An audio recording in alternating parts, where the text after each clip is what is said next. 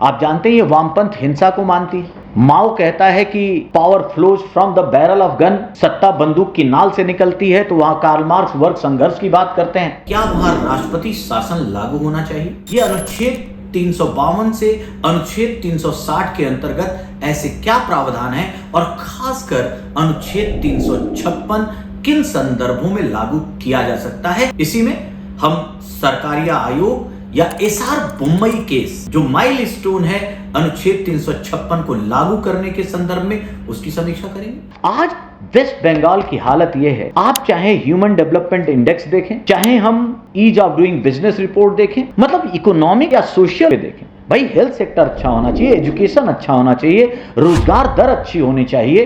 कलकत्ता में RG Kar medical college में एक ट्रेनी डॉक्टर के साथ रेप और ब्रुटल हत्या के बाद जो पश्चिम बंगाल की हालात है, जो स्थिति है वेस्ट बंगाल की, उसको देखकर आज कई संदर्भों में यह डिमांड भी उठने लगी कि क्या वहां राष्ट्रपति शासन लागू होना चाहिए। आज की इस चर्चा को मैं 3 भागों में बांटना चाहूंगा। पहला, कि आखिर पश्चिम बंगाल में हाल में ऐसा क्या हो रहा है जिससे वहां की जो राज्य व्यवस्था है, लॉ एंड ऑर्डर है, या फिर यह कहें कि जो संवैधानिक तंत्र है उसकी विफलता का प्रश्न उठने लगा है। दूसरा, हम संविधान के प्रावधानों के तहत देखेंगे कि आखिर ये आपातकाल के प्रावधान क्या हैं। ये अनुच्छेद 352 से अनुच्छेद 360 के अंतर्गत ऐसे क्या प्रावधान हैं और खासकर अनुच्छेद 356 किन संदर्भों में लागू किया जा सकता है, इसकी संवैधानिक स्थिति क्या है। इसी में हम सरकारिया आयोग या एसआर मुंबई केस जो माइलस्टोन है अनुच्छेद 356 को लागू करने के संदर्भ में उसकी समीक्षा करेंगे। और तीसरा, तब हम पॉलिटिकल संदर्भ में ये देखेंगे और साथ ही साथ इस स्थिति में उस निर्णय का विश्लेषण करेंगे कि क्या बंगाल में राष्ट्रपति शासन लागू किया जा सकता है या नहीं। आप सबको याद होगा कि एक डॉक्टर, एक ट्रेनी डॉक्टर के साथ जिस तरह रेप हुआ, उसका ब्रुटल मर्डर हुआ, उसके बाद केवल बंगाल में ही नहीं पूरे देश में जो युवा असंतोष खासकर है वो बड़ी उग्रता से सामने आया। दुर्भाग्य यह है कि वहां वेस्ट बंगाल की सरकार ने या एडमिनिस्ट्रेशन ने जिस तरह इस पर कार्रवाई की, जिस तरह इस केस को शार्पली और रैपिडली टैकल करना चाहिए था, ये लगा कि कहीं ना कहीं कुछ छुपाया जा रहा है, कहीं कुछ छुपाने का प्रयास किया जा रहा है। और उसके बाद वहां बहुत तरह के प्रदर्शन शुरू हो गए। आज का हालात यह है कि खासकर छात्र, युवा, सिविल सोसाइटी, आम जनता, ये सब सड़कों पर है और जिससे देखकर यह लगता है कि कहीं एक नया आंदोलन, कहीं एक बदलाव की लहर वहां भी तो नहीं उठेगी।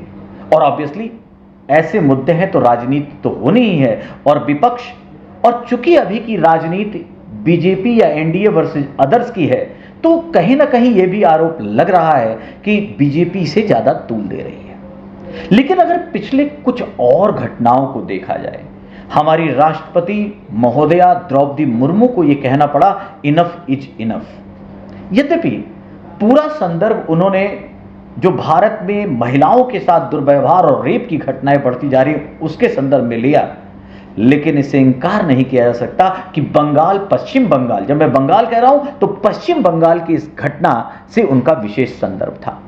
और जब राष्ट्रपति कोई ऐसा संदेश देती हैं तो राष्ट्रपति का संदेश वो इंडिपेंडेंट संदेश नहीं माना जाता, बल्कि यह माना जाता है कि कहीं ना कहीं उन्हें पीएमओ या कैबिनेट की संस्तुति के तहत यह बात कहने के लिए कहा गया है और इस तरीके से यह बात सामने आई होगी। केवल बात यही नहीं, अभी कुछ समय पहले संदेश खली में महिलाओं के साथ एक सामूहिक तरीके से उनके साथ यौन शोषण की बात आई थी, उस पर भी हिंसा हुई, बहुत दिनों तक अशांति बनी रही, लेकिन वही परिणाम उसके बाद ऐसा कोई संदर्भ नहीं देखा जा सकता कि जिससे कोई सुधार हुआ हो।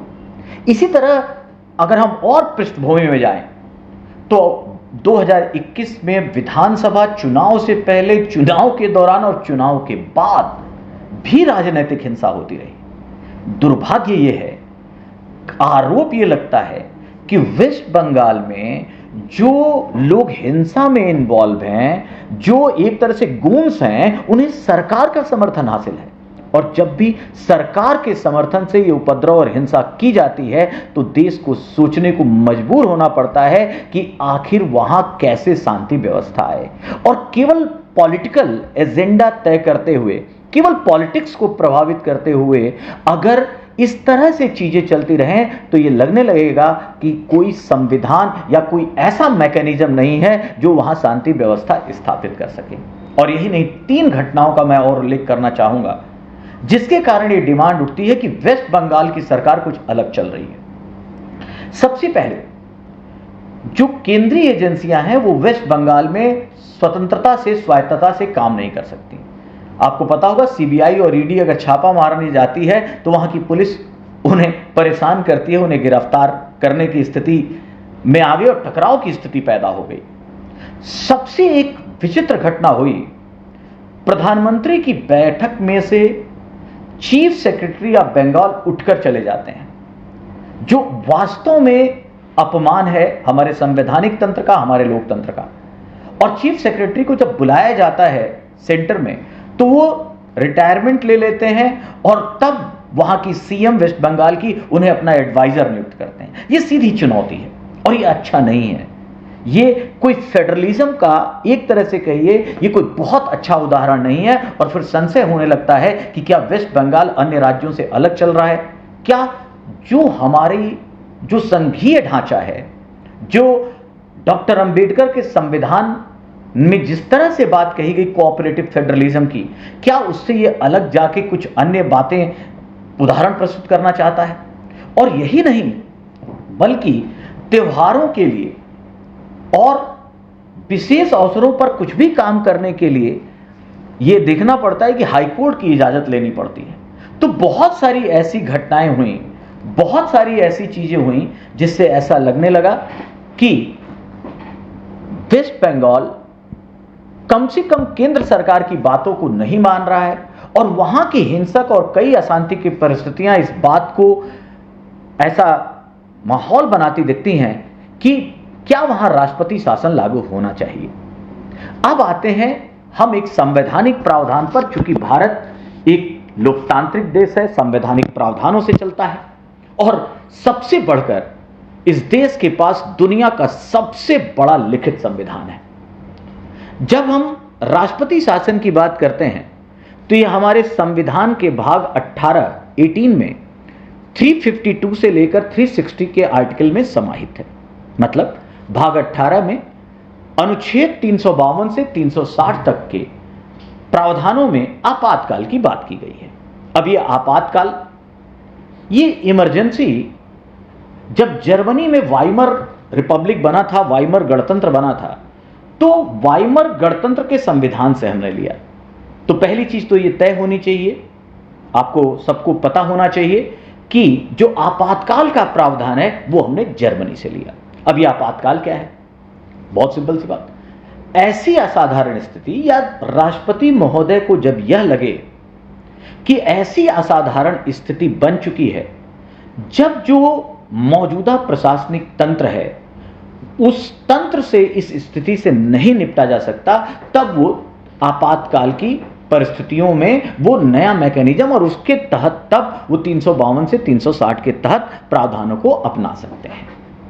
तो पहली चीज कि ऐसी आपदा स्थिति बन जाए, असाधारण स्थिति बन जाए, जब जो मौजूदा तंत्र है उससे व्यवस्था न चल पाए, तब हम आपातकाल को लागू करते हैं।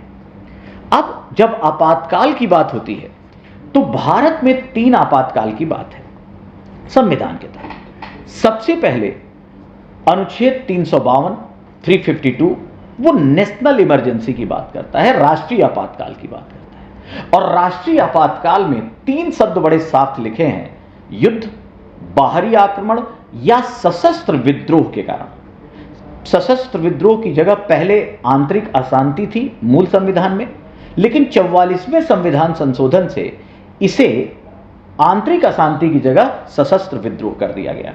तो याद रखिए, नेशनल इमरजेंसी, हम 3 ही शर्त उस पर साफ लिखा है, युद्ध, बाहरी आक्रमण और सशस्त्र विद्रोह की स्थिति में लगा सकते हैं। और ऑब्वियसली राष्ट्रपति जब इसे घोषणा करते हैं इसकी नेशनल इमरजेंसी की, तो दोनों सदनों द्वारा, राज्यसभा और लोकसभा द्वारा, इसे 1 महीने के भीतर अनुमोदित करना चाहिए। और जो ये राष्ट्रीय आपातकाल है भारत में, ये 3 बार लागू हो चुका है।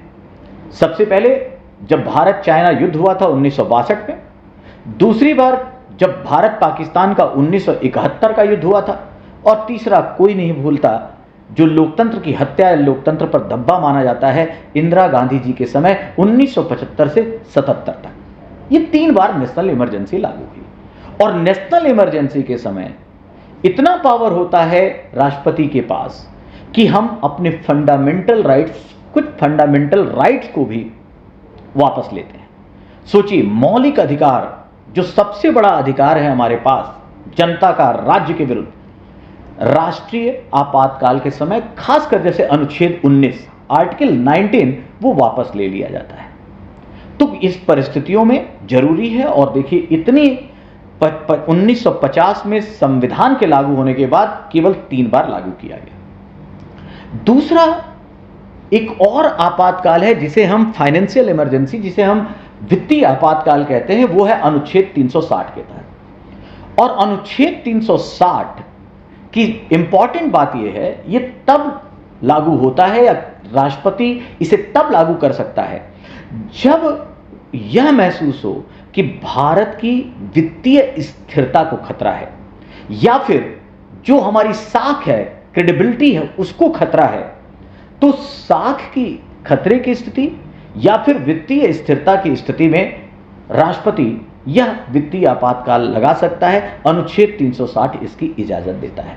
और इसमें भी 2 महीने के भीतर संसदीय अनुमोदन लिया जाना चाहिए।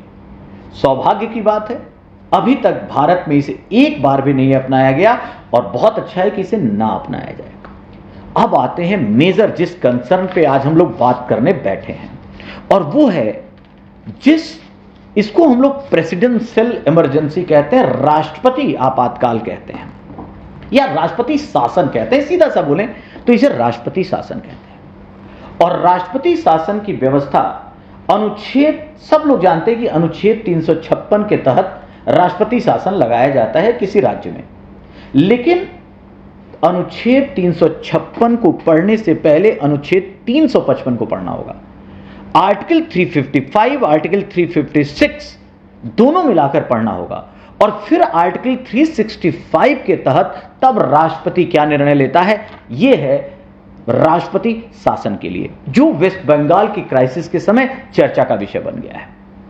अब राष्ट्रपति एक ऐसी व्यवस्था है, अगर हम आर्टिकल 355 की पहले बात करें तो वो साफ कहता है आर्टिकल 355 कि यह संघ का कर्तव्य होगा कि बाहरी आक्रमण और आंतरिक अशांति से प्रत्येक राज्य की रक्षा करे।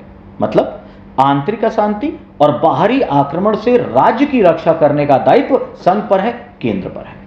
और साथ ही कहता है कि वह इस बात को भी सुनिश्चित करेगा कि राज्य की सरकार संवैधानिक प्रावधानों से चल रही है या नहीं। और इन्हीं बातों को, संवैधानिक प्रावधानों से चल रही है कि नहीं, इसको देखते हुए और आंतरिक अशांति की बात को देखते हुए, आक्रमण की बात को देखते हुए राष्ट्रपति शासन लगाया जा सकता है। अब देखिए, मणिपुर पिछले कुछ वर्षों से लगातार न्यूज में है, दंगों की विभीषिका से गुजर रहा है, और यह मानना पड़ेगा कि अभी भी वहां शांति व्यवस्था स्थापित नहीं हो पाई है। लेकिन क्या वहां आर्टिकल 356 पहुंचा? नहीं। वहां आर्टिकल 355 के तहत हम वहां कोशिश कर रहे हैं, केंद्र सरकार और राज्य सरकार मिलकर यह कोशिश कर रही है कि वहां शांति की स्थापना हो, लॉ एंड ऑर्डर की स्थापना हो। तो वहां आर्टिकल 355 है। अब आता है आर्टिकल 356, और आर्टिकल 356 में सीधा अगर कहा जाए तो ये वो अवस्था है जब केंद्र को, खासकर जब राष्ट्रपति महोदय को यह लगता है कि राज्य में संवैधानिक तंत्र विफल हो गया है, जो कॉन्स्टिट्यूशनल मशीनरी है वो फेल हो गई है, और संवैधानिक प्रावधानों के अनुसार शासन नहीं चला पा रही। ऐसी स्थिति में वह राज्य सरकार के कार्यों को अपने अधीन कर सकती है, यह अनुच्छेद 356 कहता है। फिर से एक सिंपल सी बात कहें कि राष्ट्रपति शासन वह स्थिति है जब संवैधानिक मशीनरी की फेल्योर की बात आती है, राज्य संवैधानिक तरीके से संवैधानिक प्रावधानों के अंतर्गत काम करने में अक्षम है। अब इसमें जब ऐसा लगता है तो या तो गवर्नर अपने एक नोट बनाए और उसे राष्ट्रपति महोदय के पास दे और बताए कि इन हालातों में यहां राज्य में राष्ट्रपति शासन लागू करना जरूरी है क्योंकि संवैधानिक तरीके से सरकार शासन नहीं चला पा रही। उस गवर्नर के उस नोट पर निर्णय ले सकते हैं राष्ट्रपति, या फिर अगर राष्ट्रपति खुद ही सहमत हो जाएं तो भी गवर्नर के नोट के बावजूद भी अगर राष्ट्रपति अपने विवेकाधिकार, खासकर राष्ट्रपति अपने अधिकार का प्रयोग करके अगर उनको कन्विंस हो जाते हैं, सहमत हो जाते हैं कि वहां पर संवैधानिक प्रावधानों के अनुसार शासन नहीं चल रहा, तो भी राष्ट्रपति महोदय वहां शासन मतलब अनुच्छेद 356 का प्रयोग कर सकते हैं। आप जानते हैं कि राष्ट्रपति हमारे यहां कॉन्स्टिट्यूशनल हेड हैं, लेकिन यह भी जानते हैं कि राष्ट्रपति कोई निर्णय अपने से स्वेच्छा से नहीं लेते, यह उनका अपना निर्णय नहीं होता, यह कैबिनेट का निर्णय होता है। इसका मतलब है कि जो केंद्र में सरकार है उसकी सहमति से ही राष्ट्रपति वो बात लाते हैं, और इसीलिए इस देश में कितनी बार आर्टिकल 356 का प्रयोग हुआ है। और 356 के बाद जब हम आर्टिकल 365 की बात करते हैं, यह वही अनुच्छेद 365 है जब राष्ट्रपति सहमत होकर राज्य का शासन, आप इस तरह से कहें सीएम की जगह, विधानसभा की जगह, अब उस राज्य की विधानसभा की बजाय वो पार्लियामेंट के हाथों में आ जाती है। और राष्ट्रपति का नियुक्त व्यक्ति, राष्ट्रपति के साथ जो संपर्क वाला व्यक्ति है, या तो राज्यपाल या किसी ऐसे अधिकारी को नियुक्त कर उसके संयोजन से राष्ट्रपति वहां का शासन संचालित करते हैं। सिंपल सी बात है, राष्ट्रपति शासन का मतलब है राज्य में जो लोकतांत्रिक तरीके से चुनी गई सरकार थी, विधानसभा जिस तरह सरकार चलाती थी, अब वो नहीं चलेगी। या तो राज्यपाल के माध्यम से राष्ट्रपति महोदय संचालित करेंगे, जो वहां विधानसभा का विषय था अब वो पार्लियामेंट मतलब लोकसभा की तरफ चला जाएगा, और साथ ही साथ अगर चाहे तो राष्ट्रपति एक नियुक्त अधिकारी जो चीफ सेक्रेटरी रैंक का हो सकता है उसके साथ मिलकर वहां की शासन व्यवस्था करें। तो एक बात तय है कि राष्ट्रपति शासन अनुच्छेद 356 से पहले अनुच्छेद 355 को देखना होगा। मणिपुर में हम अनुच्छेद 355 पे रह गए, लेकिन बहुत ज्यादा भारत में तो अनुच्छेद 356 का अभी मौजूदा आंकड़ों के अनुसार लगभग 132 बार प्रयोग किया जा चुका है। दूसरी तरफ 365 अनुच्छेद के तहत राष्ट्रपति यह निर्णय लेता है। तो क्या अब यह प्रश्न आता है, मेरे ख्याल से संवैधानिक प्रावधान बड़ा क्लियर हो गया होगा। पहले मैंने नेशनल इमरजेंसी और फाइनेंशियल इमरजेंसी की बात इसलिए बता दी कि ये दो आपात और होते हैं, लेकिन जो हमारा विषय है वो है राष्ट्रपति शासन, और राष्ट्रपति शासन के लिए 355, 356 और 365 को समझना है। नट सेल बड़ा साफ है कि यदि बाहरी आक्रमण है, आंतरिक अशांति है, और ऐसे में और राष्ट्रपति अगर कन्विंस होता है कि अगर राज्य का प्रशासनिक तंत्र विफल हो चुका है तो वहां राष्ट्रपति शासन लगाया जा सकता है, फिर वह अनुच्छेद 356 पे आता है, और यहां पर संवैधानिक तंत्र की विफलता को आधार बनाकर राष्ट्रपति शासन अनुच्छेद 365 के तहत लगाया जाता है। अब इन सारी चीजों में अब एक बात देखिए, आजादी के बाद से इस देश में लगभग 132 बार राष्ट्रपति शासन लगाया जा चुका है। सोचिए, जनता ने कहीं सरकार चुनी किसी राज्य में, और वहां पर केंद्र सरकार ने जो भी हालात रहे हो परिस्थितियों का अध्ययन करते हुए 134 बार उन सरकारों को बदला है। अभी जैसे मैं उदाहरण दे रहा था कि गवर्नर के नोट्स पर अगर चाहे तो राष्ट्रपति निर्णय ले, और अगर ना गवर्नर नोट्स दे तो भी राष्ट्रपति निर्णय ले सकता है। इसका बड़ा इंटरेस्टिंग उदाहरण है 1991 की बात है जब चंद्रशेखर जी प्रधानमंत्री थे, चंद्रशेखर जी जब प्रधानमंत्री थे तो एक रिपोर्ट, एक ऐसी बातों की चर्चाएं बहुत तेज हुई जब पता चला कि डीएमके का जो सरकार थी तमिलनाडु में, द्रविड़ मुनेत्र कड़गम करुणानिधि जी सीएम थे, उनकी सरकार, डीएमके की सरकार का एलटीटीई लिट्टे के साथ संबंध है।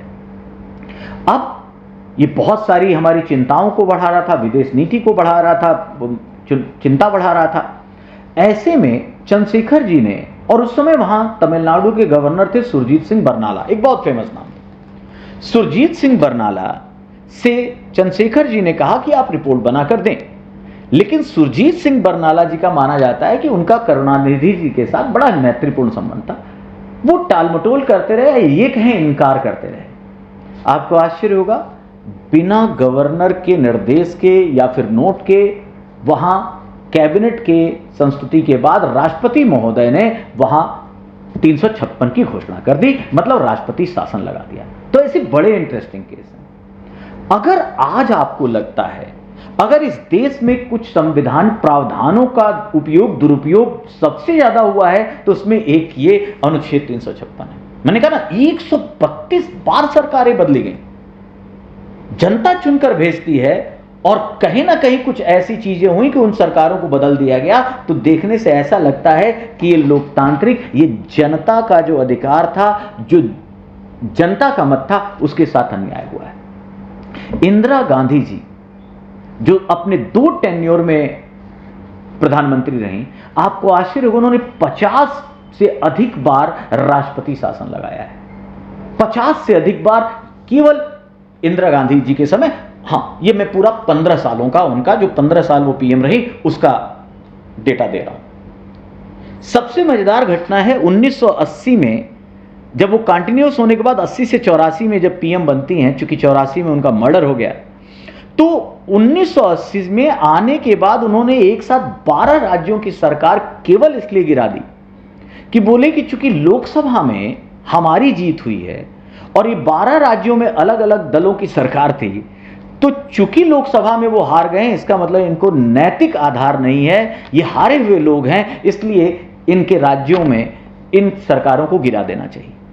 मतलब पहले अगर केंद्र में मजबूत सरकार है, एक मजबूत नेता भी है, तो जैसा चाहता था वैसा निर्णय ले लेता था। और अब फिर मैं कह रहा हूं कि राष्ट्रपति तो केवल एक तरह से, मैं वो शब्द जो एनालिटिकल और विश्लेषण और आलोचक कहते हैं रबर स्टैंप, वो तो नहीं, लेकिन हां ये तय है कि राष्ट्रपति जो हमारे संवैधानिक प्रमुख हैं, लेकिन इनके अधिकारों की सीमा है।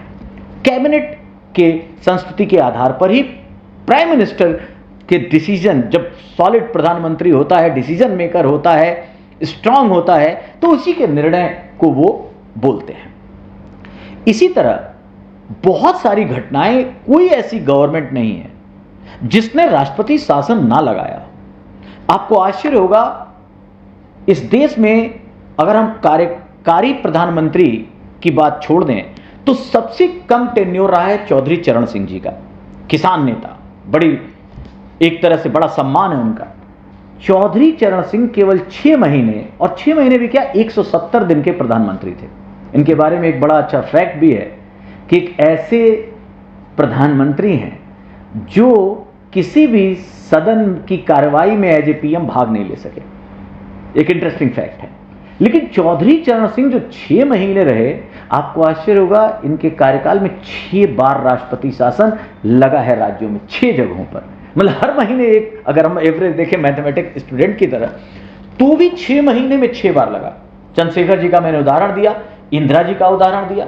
इसी तरह चाहे राजीव सरकार हो, और इवन जो यूपीए की सरकार, हम अगर करंट पे आए तो जो मनमोहन सिंह की सरकार थी 2 साल लगातार, मतलब 2 बार लगातार 10 साल तक, उसमें भी 8 से 9 बार राष्ट्रपति शासन लगा है।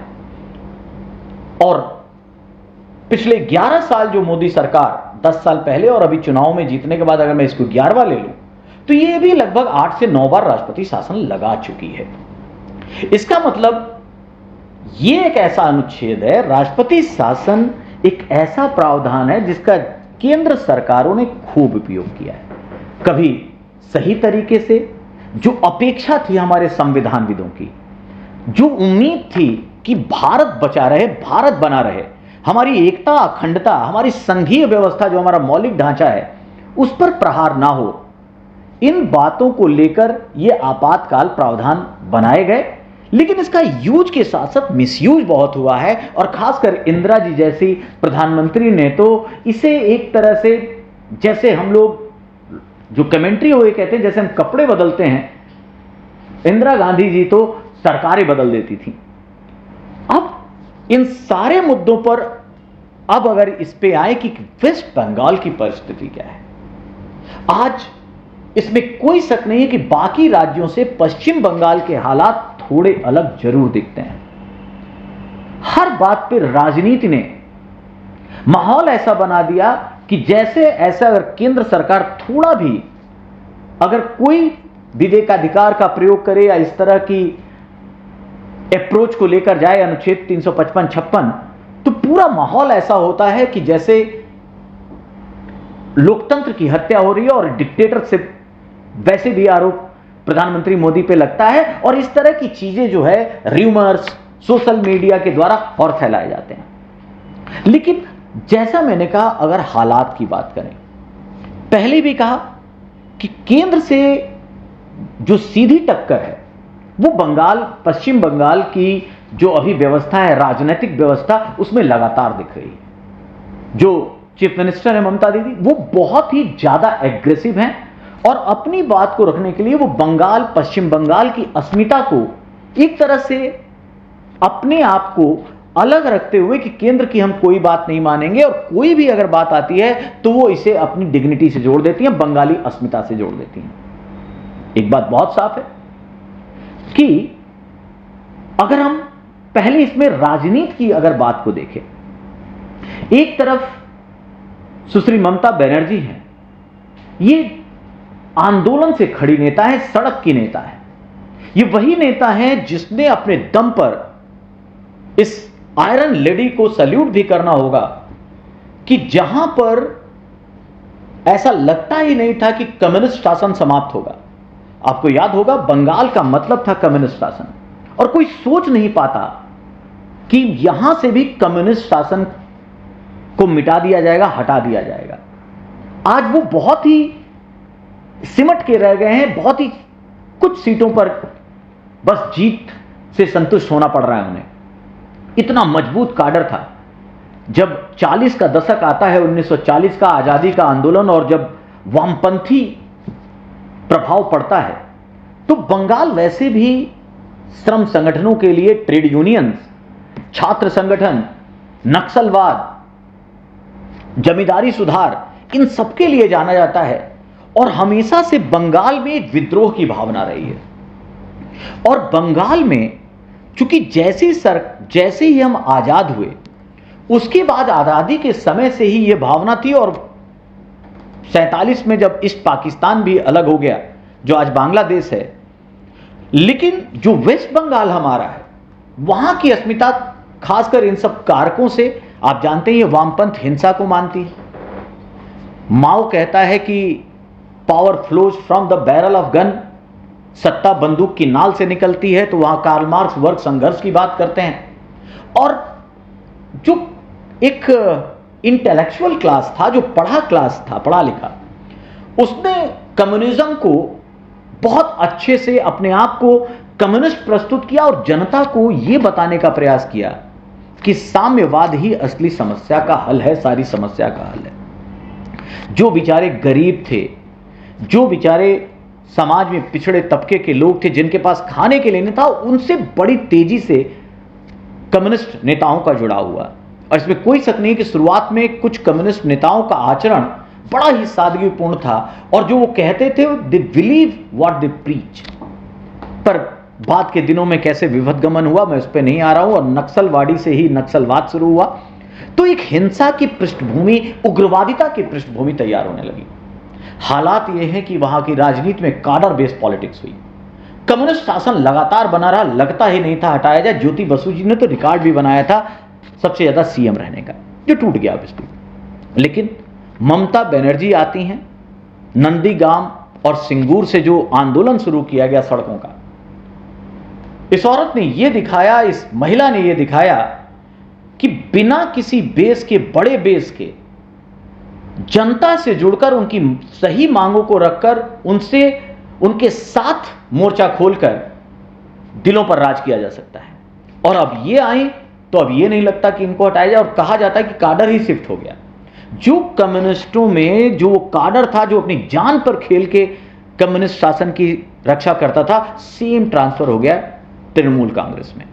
और आज गांव में जो बहुत, आप कहिए कि एकदम एक्सटीरियर पार्ट भी हो, रिमोट पार्ट का भी गांव हो, इनका काडर बड़ा मजबूत है और कहीं ना कहीं संगठन इतना मजबूत है कि उसकी रक्षा के लिए उसे पैसे देने की बात हो, उसकी सुरक्षा की बात हो, उसे राजनीतिक संरक्षण की बात हो, ये सब मिलता है। इसलिए ये कार्यकर्ता जब भी इलेक्शन आता है या जब भी कोई ऐसी बात होती है तो एकदम ममता बनर्जी या टीएमसी के साथ खड़े होते हैं, और यहां तक कि जान देने से भी नहीं डरते। और ये हालात, जब मैं ग्राउंड रियलिटी की बात करूं, रिपोर्ट्स को आधार बनाऊं, वहां की पुलिस प्रशासन की बात करूं, या फिर जो मानव अधिकार आयोग है या महिला आयोग है, उसकी रिपोर्ट्स को आधार बना के मैं बात कह रहा हूं। और ऐसे में जब ऐसा संरक्षण मिलता है तो कुछ भी कर गुजरने को तैयार हो जाते हैं, और इस कारण से लॉ एंड ऑर्डर की स्थिति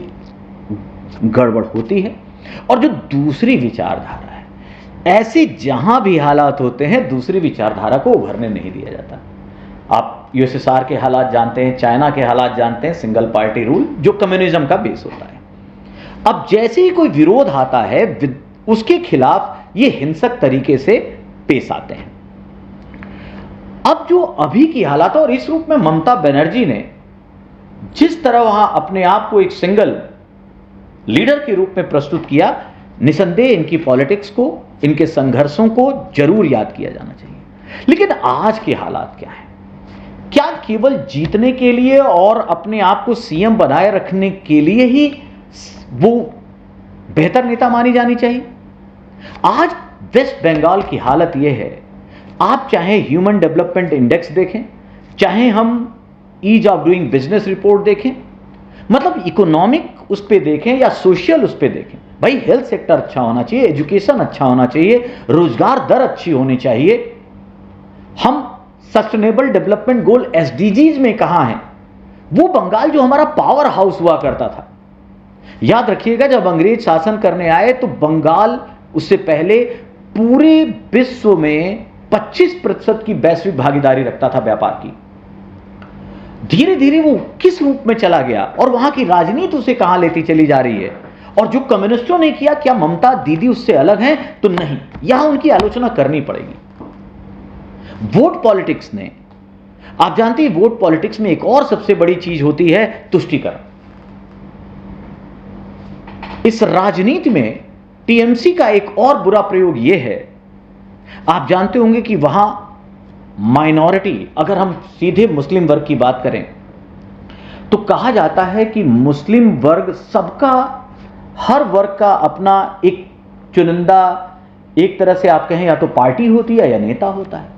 लेकिन बड़ा दुर्भाग्य है कि इस देश में मुस्लिम वर्ग जो इतना इंपॉर्टेंट है, महत्वपूर्ण है, लेकिन उसका कोई पसंदीदा पार्टी, कोई पसंदीदा नेता नहीं है। उसके लिए केवल एक ही चीज है, जो मोदी को हराए, जो बीजेपी को हराए, उसको वोट दे। और इस बात को लेकर चाहे वो कांग्रेस हो, चाहे वो सपा हो, चाहे वो टीएमसी हो, चाहे वो कोई अदर पार्टी हो, वो इसका बहुत अच्छा इस्तेमाल कर रहे हैं। मुसलमानों के दृष्टिकोण से भले ही वो भाजपा को हरा रहे हैं, लेकिन उनके अपने विकास के लिए उनको एक नेतृत्व चुनना चाहिए, उनको एक ऐसा बनाना चाहिए जो उनकी बात रखे, उनके विकास की बात रखे। नहीं तो वो वोट पॉलिटिक्स के टूल जैसे शुरू से बनते आए हैं वैसे बनते रहेंगे। राजेंद्र सच्चर कमेटी की रिपोर्ट में जो हालात थे, मुसलमानों को वो जरूर सोचना चाहिए और ये बात वहां तक पहुंचानी चाहिए।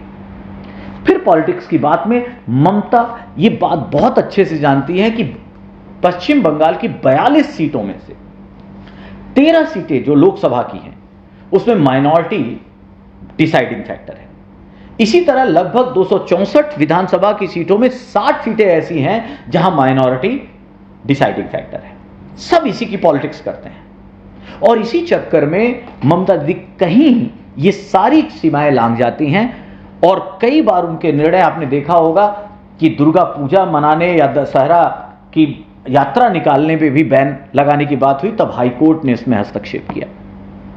अभी उन्होंने एक बड़ा अजीब सा स्टैंड लिया जब घोषणा की, जब बांग्लादेश में वहां रेवोल्यूशन, सो कॉल्ड रेवोल्यूशन हुआ, जनता सड़कों पर उतरी और यहां तक कि वहां की प्रधानमंत्री को देश छोड़कर भागना पड़ा, तो सीएम ममता बनर्जी ने कहा कि ये बांग्लादेश के जो आना चाहते हैं, जो भी वेस्ट बंगाल की ओर आए, उनकी हम सुरक्षा करेंगे। ये पूरा अजीब सा विषय था। ये विदेश नीति केंद्र सरकार का विषय है। कितनी बड़ी समस्याएं खड़ी होती हैं, कितना बड़ा विषय था और आपने राजनीति के समय ऐसी बात कह दी। तो कहीं ना कहीं राजनीतिक टकराव हमारे देश को तोड़ रहे हैं। हमारा जो संघीय ढांचा, जो हमारा मौलिक ढांचा है संविधान का, उस पर भी प्रहार होने लगा है। राजनीति हावी होती जा रही है और हमारा संविधान, हमारा देश पिछड़ता चला जा रहा है। और बात केवल एक पक्षीय नहीं है। अगर हम बीजेपी की तरफ से देखें, पिछले कुछ समय में जब से प्राइम मिनिस्टर मोदी या जो इनका एक व्यक्तित्व आया, उसके बाद से लोगों का झुकाव इनकी तरफ बहुत तेजी से हुआ और देश ने तीसरी बार, पंडित जवाहरलाल नेहरू के बाद अगर देखा जाए तो लगातार तीसरी बार अगर चुनने वाले प्रधानमंत्री हैं, तो आप इनकी स्वीकार्यता देख सकते हैं। यह बात अलग है कि इस बार केवल 240 सीटें मिली, लेकिन फिर भी सरकार बनाने लायक मिली, एनडीए बहुमत में है। समस्या यह है कि वो एक सरकार है जो एक तरफ आर्टिकल 370 जैसा हार्ड निर्णय लेती है, जो इस देश की मेजर आवश्यकता थी। जब इनके नेतृत्व में चुनाव, इनके नेतृत्व में बीजेपी वेस्ट बंगाल में गई, लोगों का विश्वास जुड़ा, बहुत तेजी से लोग इनकी ओर आए और इन्होंने लोकसभा चुनाव में, पिछले लोकसभा चुनाव में बहुत अच्छा परफॉर्म किया। विधानसभा में भी जो पार्टी कहीं थी ही नहीं, वो भी सेकेंड आ गई, मुख्य विपक्ष बन गई, बड़ी जीत थी। लेकिन दूसरी तरफ अगर देखें, जो लोगों की अपेक्षाएं थी, खासकर इस बार के काल में, वो बहुत अजीब सी होती दिख रही हैं, धूमिल होती दिख रही हैं। जब हार्ड डिसीजन की आवश्यकता है, तब चूंकि जो कैडर के लोग हैं, जो बीजेपी के कार्यकर्ता हैं, जो वहां एक तरह से उस कैडर से लड़ रहे हैं जिनके पास सरकार का सपोर्ट है, लेकिन इनकी कोई मदद नहीं करता। बीजेपी के कार्यकर्ताओं का अपना आरोप है कि उन्हें केवल वोट के समय याद किया जाता है और उसके बाद वहां मरने के लिए, लड़ने के लिए छोड़ दिया जाता है। उन्हें उनकी सुरक्षा का, उनके परिवार का, उनके बाकी संदर्भों का ध्यान नहीं दिया जाता। और यहां पर इस बार यह हो रहा है कि अगर पॉलिटिक्स के हिसाब से देखें तो अनुच्छेद 356 को लेकर तो एक ऐसा मौका जरूर था कि जब अगर संवैधानिक प्रावधानों, आप पूरी जो मैंने पहले कंडीशन बताई, अनुच्छेद 356 की परिस्थितियां हैं या नहीं, इसको देखते हुए जो डिमांड है, जिस तरह की चीजें दिखती हैं, 356 लगाया जा सकता है। अगर आज पूरे हिंदुस्तान में कहीं अगर परिस्थिति तो केवल और केवल पश्चिम बंगाल में है।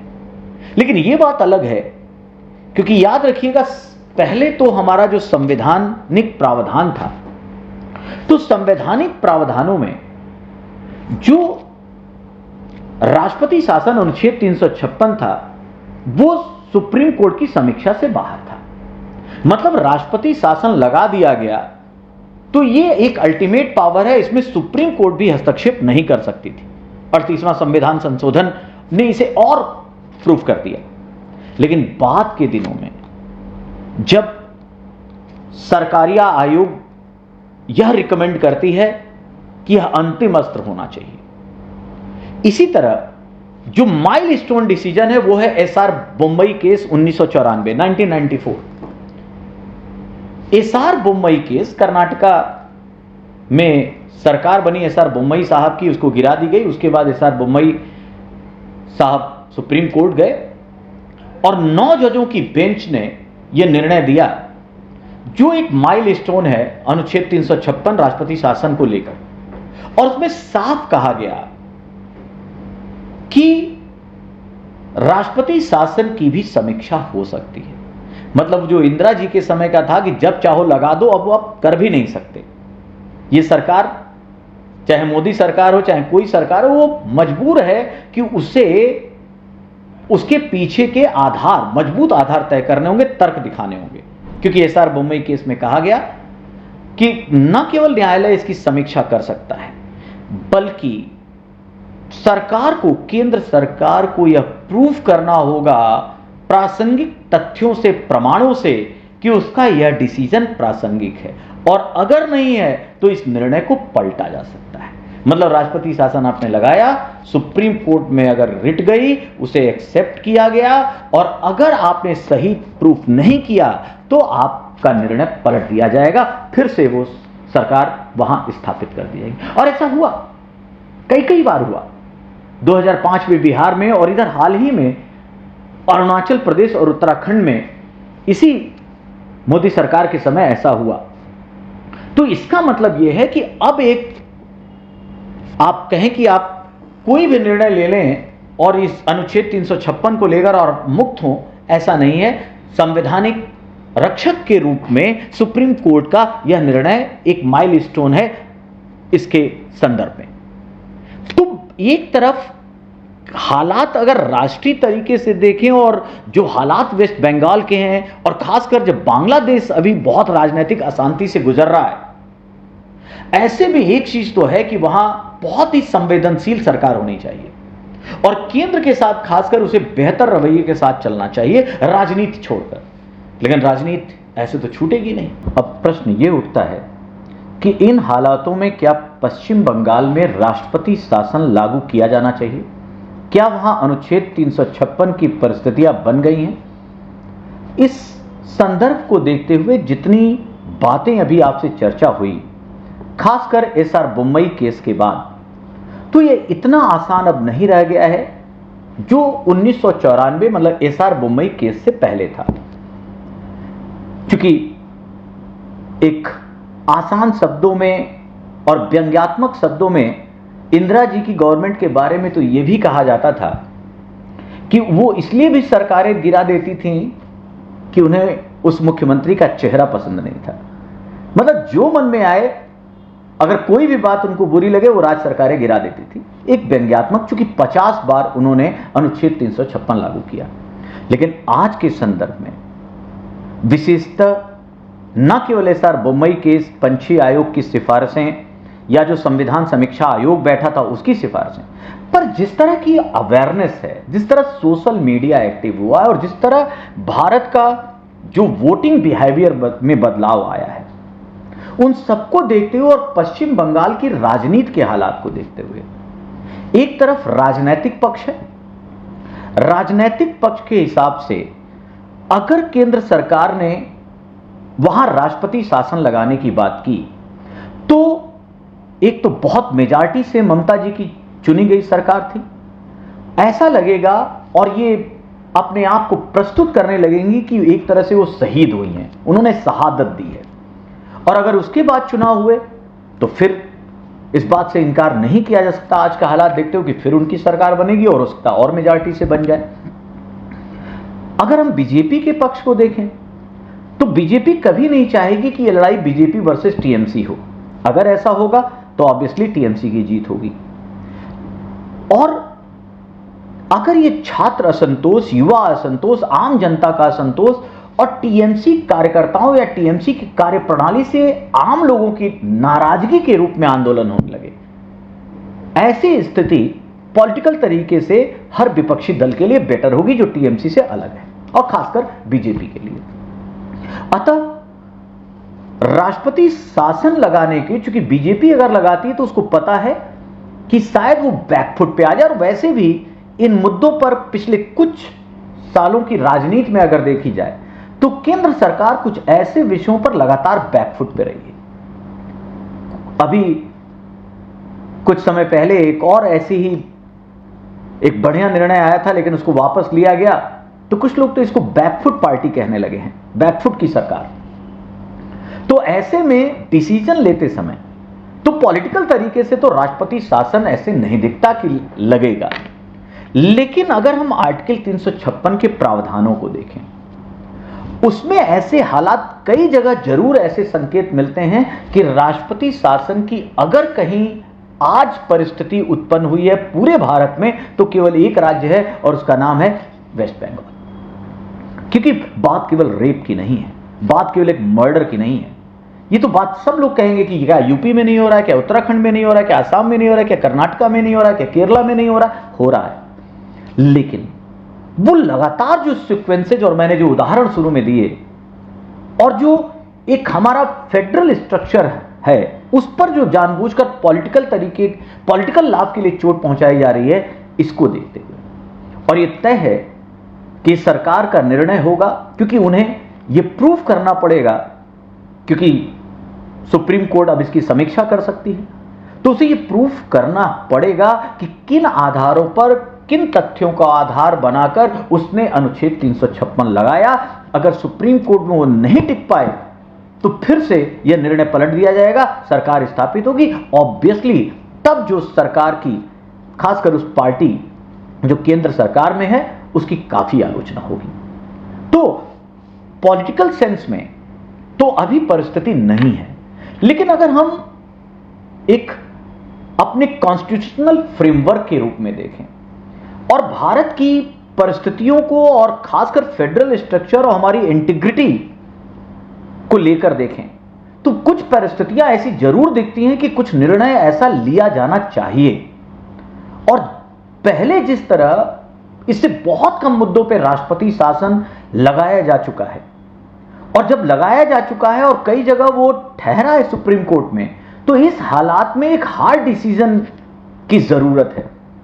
जनता, खासकर जो प्राइम मिनिस्टर मोदी पे विश्वास करती है, उन्हें एक कड़े निर्णायक के रूप में देखती है, जो भारत की फिक्र करते हैं। ऐसे लोग चाहते हैं कि वहां अनुच्छेद 356 लागू हो और पॉलिटिक्स और बाकी चीजों को छोड़कर जो प्राइम मिनिस्टर मोदी हैं, जैसा उन्होंने अनुच्छेद 370 का निर्णय लिया, वैसा निर्णय यहां लें। लेकिन बहुत सारी बातों पर बहुत सारे ऐसे विषय हैं जब वो जो 2014 के मोदी थे, 2024 में वैसे मोदी नहीं दिख रहे। तो ऐसे हालात में यह तो बहुत जरूरी है कि वेस्ट बंगाल में सबसे पहले जल्द से जल्द शांति व्यवस्था स्थापित की जाए। ऐसे हालात कहीं भी अगर होते हैं देश के किसी भी कोने में, तो सारा पक्ष विपक्ष एक हो, बेहतर कानून प्रणाली हो, सरकार पे जनता का विश्वास हो, इसे अर्जित करना समय की आवश्यकता है। हाँ, वेस्ट बंगाल चूंकि इतनी क्राइसिस, इतनी सारी घटनाओं से अगर गुजर रहा है, राष्ट्रपति शासन लगाया जाता है या वो इंप्लीमेंट करते हैं अनुच्छेद 356 के सहारे, तो उस विमर्श पर राष्ट्रपति महोदय जरूर पहुंच सकते हैं। और चूंकि इसकी इजाजत कैबिनेट देगा, तो वेस्ट बंगाल में ये परिस्थितियां जरूर दिखती हैं कि राष्ट्रपति शासन के लिए वहां एक संदर्भ, एक आयोग, एक समिति, एक कोई ऐसी तकनीकी पहल जरूर की जाए जिससे अगर राष्ट्रपति शासन से भी वहां हालात सुधरते हों तो उसे लगाए जाने पर तथ्यात्मक तरीके से विचार हो।